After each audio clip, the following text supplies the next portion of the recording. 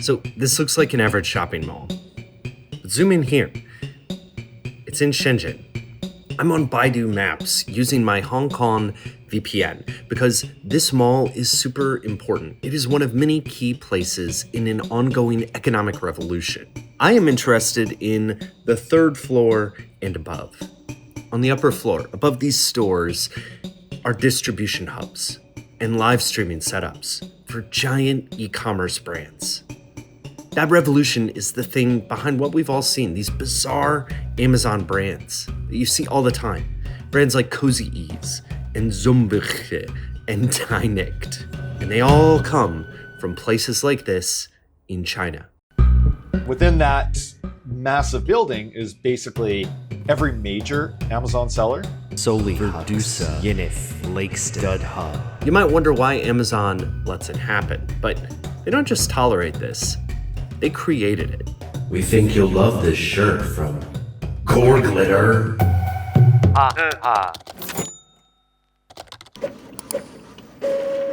I want to get started with this email because it is one moment out of many when Amazon realizes that crap could be a big business. Look at this chart from Marketplace Pulse. This is new Amazon seller registrations by year. By 2024, 62.3% of new seller registrations were from China. Wait, oh, this isn't the Japanese highlighter. All right, so this is new Amazon seller registrations. You can see that in 2015, 70.6% came from the United States. By 2024, it was 62% that were coming from China. Overall, Chinese sellers surpassed 50% market share. All this is exemplified in this email right here. It's between these two Amazon employees. They're both really high up. It's Jeff Wilkie and Sebastian Gunningham, okay? And this email comes from 2015. Had a review of our From China in the .com.eu and .jp business. This is going to be big. GMS, so gross merchandise sales, went from 1 billion to 4 billion that year. This email comes from Congress, by the way. I am told by many on the ground that the word is out. We are the place to sell globally. Not eBay, not AliExpress, not Taobao. So eBay being the American platform company, AliExpress being a Chinese company spin-off of Alibaba with some American penetration, but not a lot, and then Taobao being a famous Chinese seller. Our recruiting numbers are accelerating, going from 15,000 sellers to 50,000 sellers by the end of the year. Chinese factories who have made stuff for Walmart and the likes for the past 20 years now realize they have a shot at building a brand themselves and selling directly to the world without the intermediary. And we are that vehicle. Amazon is fundamentally changing its business at this point. Even then they knew the risky downside, which is that US and EU sellers were going to be mad that China was taking over Amazon. But nevertheless, he has coached the team to be aggressive, marketing in China to sell globally. These are two great Brad Stone books about Amazon. They are invaluable for this video. They have programs to help recruit Chinese sellers. One of them is actually called Marco Polo, and the idea is to recruit Chinese sellers with it. The other is meant to lower freight costs and streamline the process of shipping overseas, and they call it Project Dragon Boat. But how did we get to the point where Amazon ended up coveting these Chinese sellers? And why do they let the Chinese sellers sell so much crap? But first, I'm gonna take a quick lunch break, and this is gonna be my actual lunch break because the sponsor of today's video is Huel. Okay, so this is what I have been having for lunch for the past few weeks, and this is what I'm gonna be having today. I've become totally Huel-pilled as a result. Let me tell you why. I love cooking adventurously for dinner. I love to get out the crock pot. I'm trying to make smash burgers. I'm smashing them too much. You know, I like doing that. But for lunch, I want something that is healthy, something that is going to fill me up, and something that's going to be pretty easy. And I've found that Huel really solves that problem. There's the Huel Black Edition powder, and there's the Huel Black Edition ready to drink. And there's also Huel Daily Greens. it is sparkling. You can get 15% off an order of $50 or more if you're a new customer. Just use the code Edwards15 when you're checking out. Use the QR code or the link that I've got down in the description. So yeah, now I'm gonna go ahead and have lunch and I will get back to the video. We gotta go with the chocolate peanut butter. I mean, I don't know, like I'm working hard today. We're going with the chocolate peanut butter. Oh baby, yes. Chocolate peanut butter, baby. Hi there, who are you? I'm Jeff Bezos. Thought I'd chill in the coffee shop for this part of the video. I'm not a man talking to himself in a room. I'm a cool coffee shop guy. So I want to check out some archival to kind of understand it. I've put together a bunch of clips of Jeff Bezos talking about stuff. And this interview right here, this is an iconic Jeff Bezos interview. And it's got two things that I want to point out. But in the book space, there are more than 3 million different books worldwide active and in print at any given time across all languages. More than 1.5 million in English alone. First, the dude is obsessed with SKUs. He's obsessed with numbers of products from the beginning. He's always trying to maximize the amount of stuff that's in his store.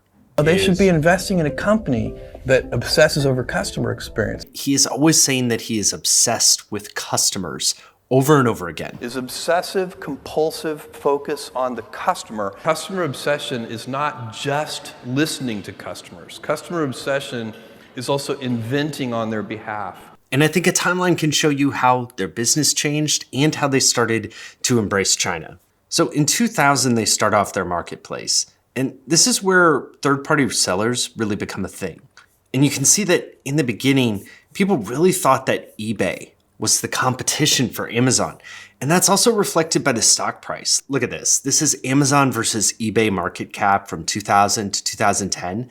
And you can see that right up until about 2008, Amazon was smaller than eBay. They considered eBay their competition. So they were opening up this marketplace to try to compete with eBay. In 2002, they add something called self-service order fulfillment. And this is kind of the predecessor to what happened later, Fulfillment by Amazon, FBA. And so this is running in parallel to their experiments with China.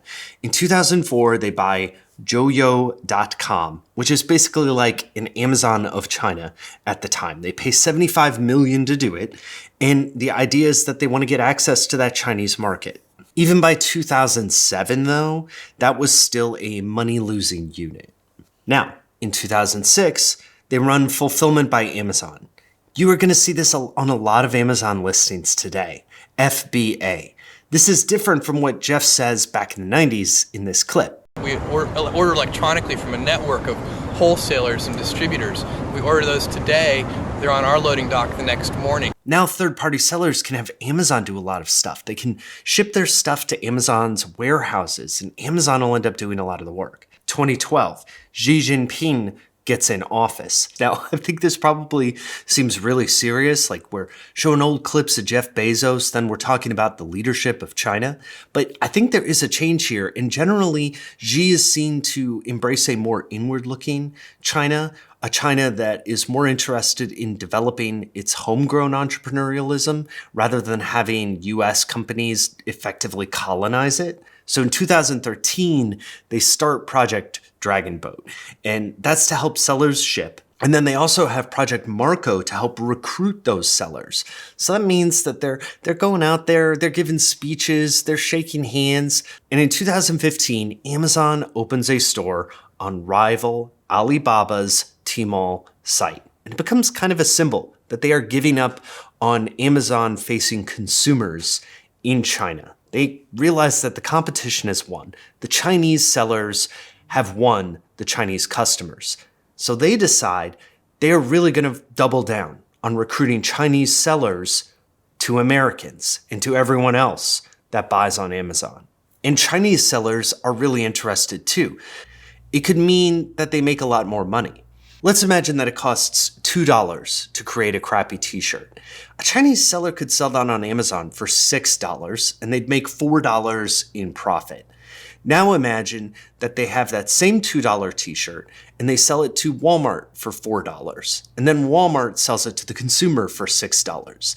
In that scenario, the Chinese seller only makes $2. But that doesn't really establish why it makes sense for everything to be so crappy. So we have to look at what incentives are created and why those incentives could lead to crap on the platform. I made a video game to show you how the incentives work. This is Crap Millionaire 2K26, only $59.95 plus a $10 monthly subscription. You choose your item, whether it is clothing or tech, home or beauty. It doesn't really matter to most of the sellers. They aren't emotionally invested in these products in the way that a lot of American sellers are. So let's go ahead and sell this sick shirt. They just pick an identity like a drop out of a hat.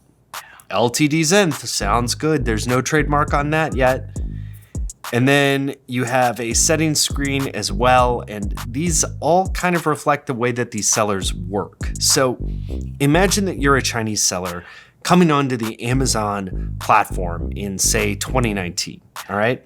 Reviews are one of the key metrics for success on Amazon. And so it's in your interest to crank that stat up as much as possible. This is the reason that there have been big review scandals. Lots of fake reviews and review mills have been exposed. In 2021, a company got delisted from Amazon, but they just went around, pivoted their business to furniture from electronics, and then became a success. Another key lever for success on the platform, getting your result higher in the listings, is sales. So you can get those sales up in a few different ways. The best way to get it up is by copying products that are already successful. So this is why Chinese sellers are so frequently accused of copying best-selling American products, because they know it'll sell well and it gets those sales up. And because sellers don't care very much about the product itself, they don't mind switching from one category to another as long as they're chasing after success. This is also a big deal for Amazon. If you don't know, if you look at Amazon's quarterly earnings statements, a large part of their business comes from advertising. And if you look on those Amazon listings for Cool Shirt, you'll find a ton of sponsored listings. This is a way to get higher in the ranks. Chinese sellers don't mind because it lets them buy a certain amount of credibility.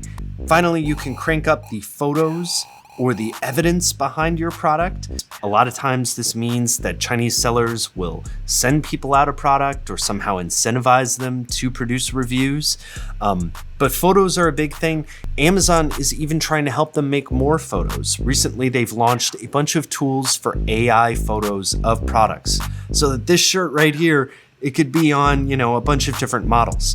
And if you go on Amazon listings, you'll find a bunch of photos that seem like they're AI. The last slider that I want to show you, though, is the brand slider. I've actually calibrated it so that for every 10 units that you go up, you only get 1/10 of a point on your cumulative rating. And that's because Amazon really tries to hide brand, right? They're not interested in promoting established brands or unestablished brands. They're interested in promoting products and selling as high a volume as possible on Amazon. Once you have all those figured out, the Chinese seller can simply launch their brand and see how it does. If it does well, they'll go ahead and run it to the ground. If it doesn't do well, they'll just start another brand. And since they don't care what category the brand is in, they could pivot from textiles to tech, start Upwell Red, and then boom, you've got a new product. It helps Chinese sellers that brand names don't matter a lot. Over the years, Amazon has gotten more scrupulous about what brands are on Amazon and they require a trademark. Chinese companies will just spam trademarks and get whatever they can as quickly as possible. I've been using Cool Shirt as my examples. Let's use Cool Pants, and we're gonna see all these dynamics in play. Okay, so here are some Domerica pants. I don't know if these are AI or not. The images are very close together. It's really hard to tell what's AI and what's not these days.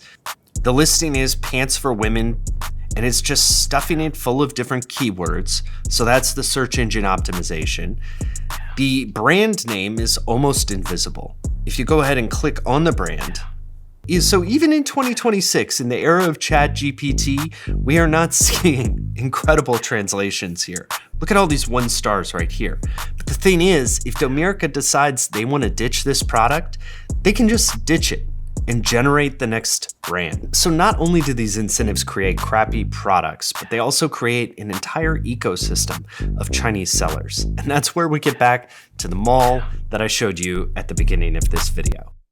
Can you tell me a little bit about where you went and what you found there? China New Cell City, it's kind of an area, it's more of an industrial park, the entire area, just outside of Shenzhen, China, which a lot of people are maybe familiar with. It's kind of the electronics hub of China. It's kind of like the Silicon Valley of China. So this is kind of like an industrial park. And then they have one massive building, which itself is actually called China New Cell City.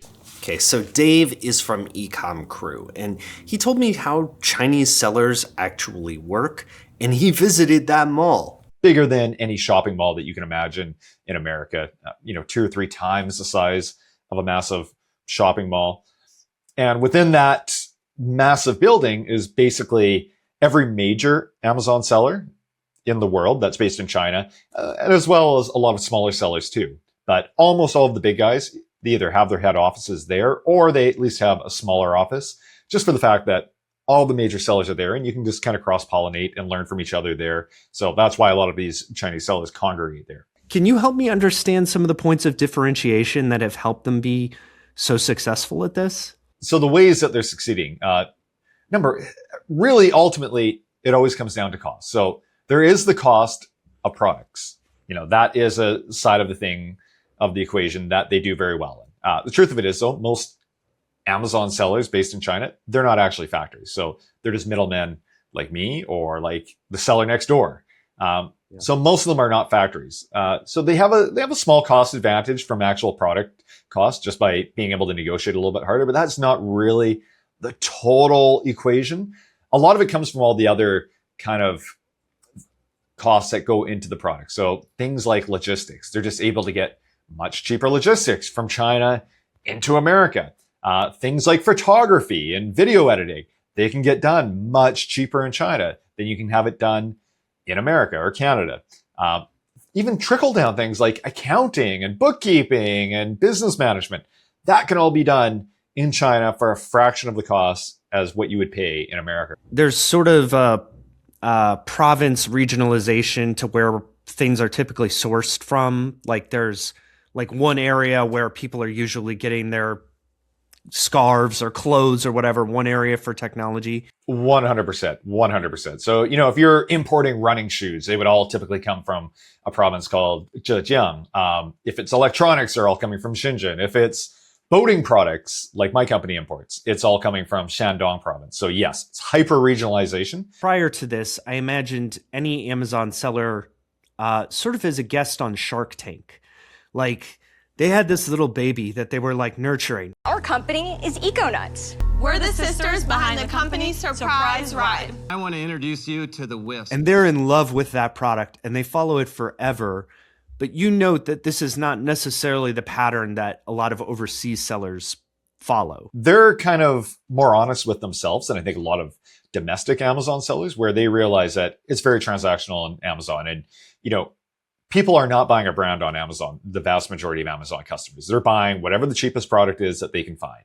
I want to show you something on Seller Central, Amazon's seller forums. These are American sellers on the marketplace complaining about Chinese sellers. And here's another one who's complaining about shady black hat tactics. Think of a cowboy wearing a white hat and the bad guy wearing a black hat. That's what black hat tactics means. Now, some Chinese sellers have gone legit. Anker is kind of the poster boy for this. They sell electronics goods, and the brand is actually considered to be a quality brand. But a lot are happy just churning out crap, making a profit, and then pressing generate brand to start the next opportunity.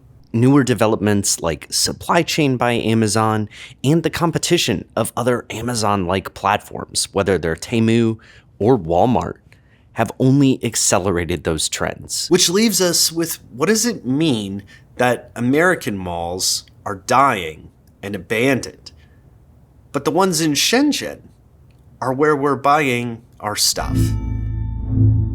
So let me tell you the one thing that I'm a little confused by. How did this guy let this happen? If there's one thing Amazon.com is about, it's obsessive attention to the customer experience, end to end. I would never buy clothing off of Amazon except from a brand that I know pretty well, so I don't understand why they would let their site fill up with that much crap. But there is a clue in the history. Let me show you another quote from Brad Stone's book. So they had this big debate. On Amazon's German website, they allowed third-party merchants to sell pretty much anything. And on the UK site, they curated it.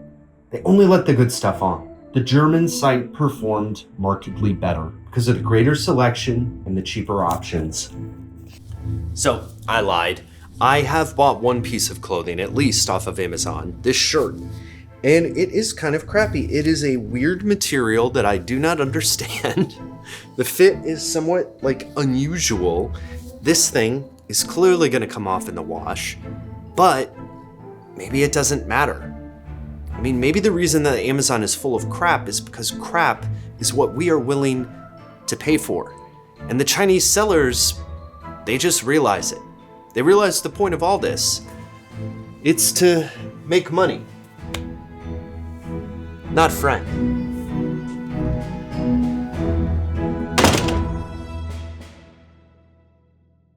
All right, that's it for this one. Just wanted to say thanks to Dave for talking to me. I binged the Ecom Crew podcast as I was researching this video and just really enjoyed it. So I'll link some of the episodes that helped me out in the sources for this. Lots of other sources too. If you don't know, I put all that in a free newsletter that I publish on Patreon, but you can subscribe for free. And it lets you know when a new video comes out, which is increasingly important, and it also gives you an extra article about something, and I decided to make the article today about something fun. It is a very weird Amazon experiment that I bet you won't remember because I didn't, but it is super amusing, so I'm going to leave it in the newsletter there and ask you to click over there. I've got the link for that. So yeah, thanks again to everyone who chatted with me for this, and hopefully I will see you in the next video. All right, thanks for being here.